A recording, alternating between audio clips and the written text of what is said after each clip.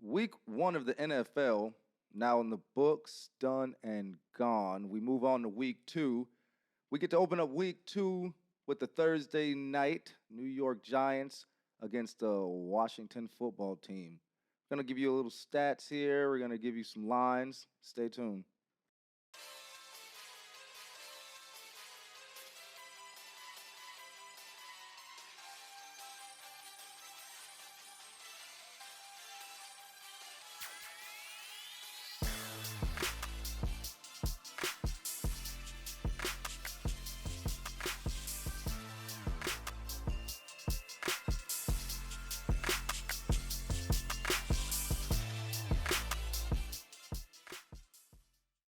I'm excited to get into week two. It's crazy how week one is already over and done with, but there's more football to come. We start our week two out with the Washington football team and the New York Giants.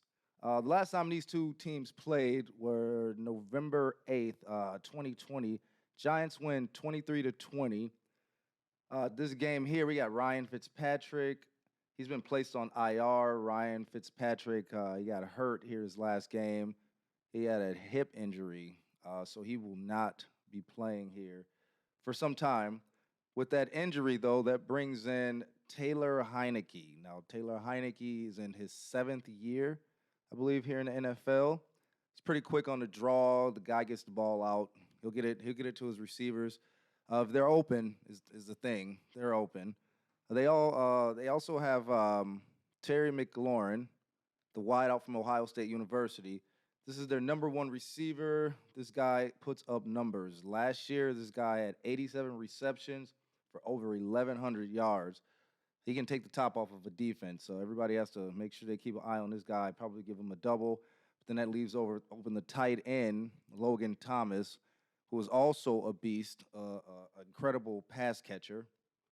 They have Antonio Gibson. This is the second-year man. He has now taken over the reins as far as the starting running back role. This guy's a beast. The guy stands 6 foot tall, 220. He's fast on his feet. He's elusive. He's a good back. I don't know if the Giants line will be able to hold up to this guy. I mean, he's amazing. On the other side of the ball, we have Daniel Jones. And Daniel Jones is going against that Washington defense. The Washington defense has been pretty good here. Last year they did really well. They have Chase Young. Chase Young is one of their young stars. This guy gets off the ball quick. They're gonna have a problem with Chase Young. So Daniel Jones and the Giants are gonna have to look out. They went against the Denver Broncos last week, the New York Giants, and they lost. But Daniel Jones threw for 267 yards, 1 touchdown, also ran the ball 6 times for 27 yards and 1 touchdown. But the biggest story, I guess, of this coming Thursday night game is going to be Saquon Barkley. Now, Barkley's been battling this knee injury for a while here. They're hoping to get him back last game. It couldn't quite go. It couldn't quite get off the ball. So we'll see what happens here Thursday night. Saquon is listed as questionable. So we'll see if he gets a go, if he gets a nod. We won't find out, I'm guessing, until closer to game time. I would like to see him out there. He's a great back, young guy. Just needs to get out there and work a little bit. He's a workhorse. Moving on to the lines for the game tonight. FanDuel has the Washington football team at a -3. The over-under is at a 40.5, and the money line is -180 for Washington, plus 150 for the Giants. They're in Washington, and I don't think the Giants, like I stated before, have the firepower to take this game. So I'm going to go ahead and go with the -3. It's going to be my personal pick, would be the -3 for Washington.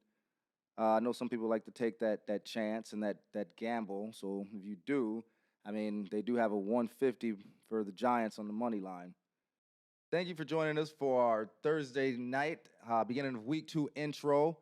Hope you guys had a blast with this quick highlight. We'll see you next time on Something Like a Sportscast. I'm your boy, Dre Giles.